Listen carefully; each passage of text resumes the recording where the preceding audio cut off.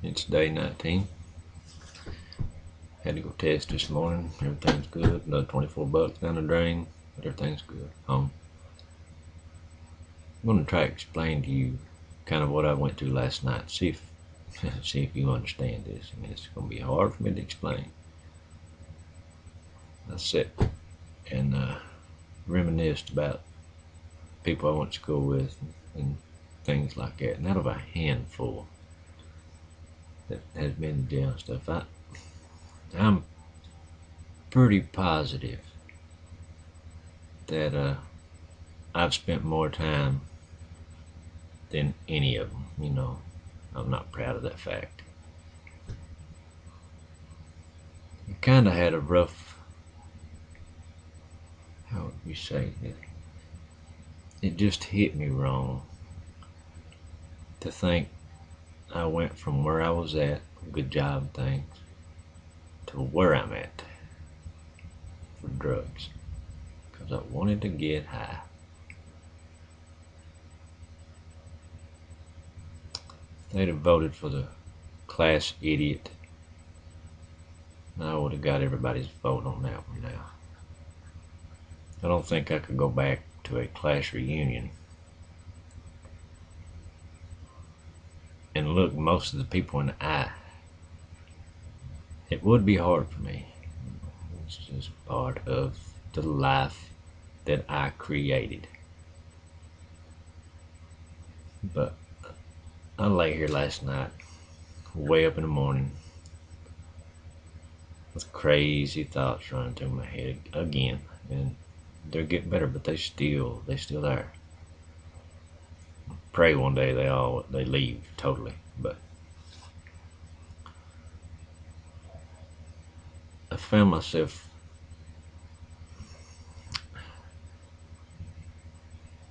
I'm trying to explain this, but I don't know if I've got the words to do it. I have turned cold-hearted towards a lot of things that I used to love. And I know a human has the ability to make their own decisions, to change their own mind, whatnot. But I don't seem to have the capability of killing this cold-hearted feeling I have toward things. I don't know if it was prison time done it to me or the extensive drug usage, but it's bad, and I don't know how to turn it off. It's like I want to care, but I can't care.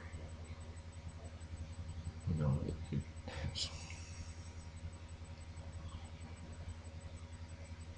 makes me sad because the people around me is going to be affected by it, and I don't know how to control that emotion, to turn off the cold-heartedness in my heart. I pray about it. I don't know if it's gotten any better, or I know it's not gotten any worse. I don't think it can get any worse.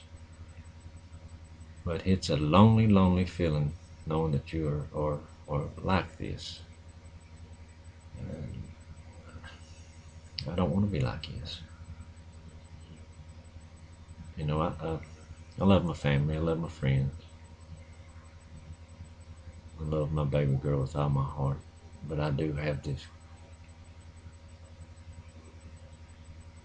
crazy feeling of not caring about some things that I used to. And it saddens me. But I'll get over it in time. But on another note, have you guys heard about this new and wonderful drug called crocodile that the Russians has sent to us? It's a substitute. It's a cheap substitute for heroin. It is made from diesel morphine.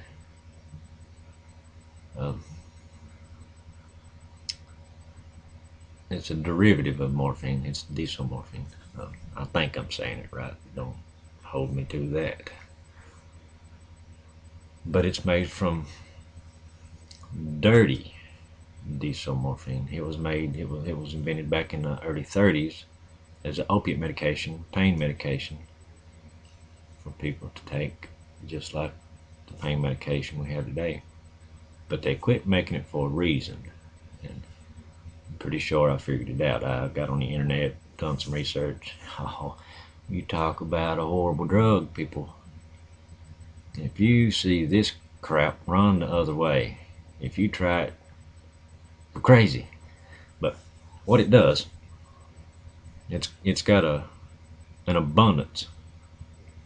It like heroin, but it cuts off the blood flow around the injection site, and your flesh rottens. It dies and rottens and falls off of your body. And the term crocodile comes from what your wound looks like. It looks like a crocodile has bit you and ripped your flesh off of you. It's like a flesh-eating disease, and you're going to lose fingers, hands, arms, toes, feet, legs.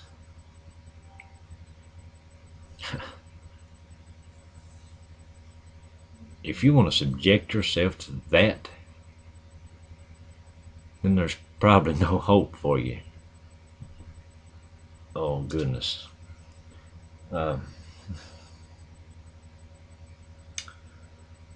Someone addicted to this medication, or to this,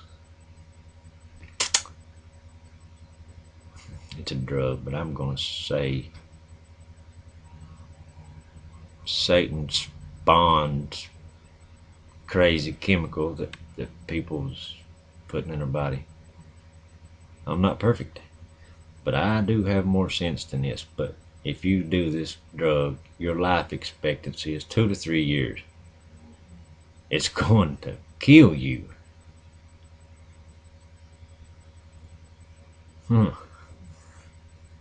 It's already hit the U.S. You've seen pictures on Facebook.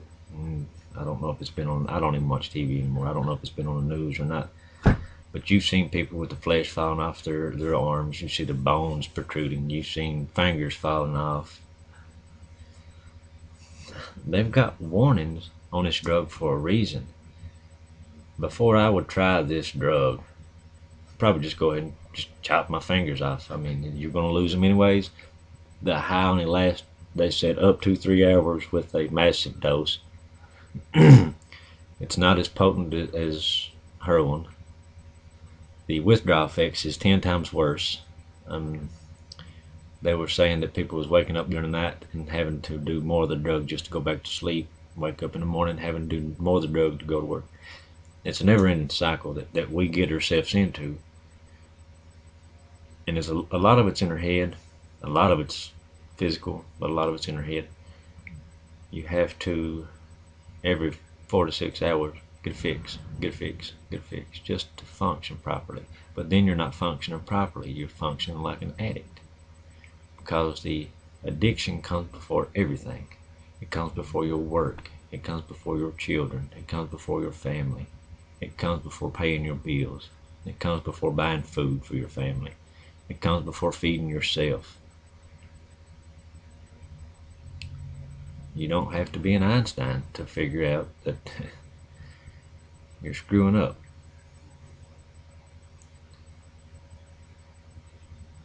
I'm going to do a little more research on this crocodile drug, and it'll be in a future video, but this stuff is bad, and if you see it, get away from it. You know, it's going to, don't try it, people. Come on, don't try it, because it's so bad. It's just like drinking gasoline. Or people will try anything to get high. If you can imagine your wildest, craziest thoughts in your head, you know, what if somebody tried this? What if somebody tried that? They've tried it. There's a reason they're not around now to tell you about it. It killed them, or it took them on a trip that they're not back from yet. It spaced them out. It destroyed their mind. And every time we get high, every chemical we put in our body affects our mind. And you hear me say it over and over and over again. Getting high it's acute psychosis. It's just an effect that a medication or a chemical has on your body, that it poisons your body or releases something in your body to make you think you're high. You're not high. Every time that you get high, that you get an episode of acute psychosis, you're killing yourself a little more each time. And there's nothing funny about it. There's nothing cool about it. It sure ain't cool. There's nothing cool about walking around with your, eyes barely open, looking like you're high all the time. I'm cool, man. No, you're not. You look like an idiot.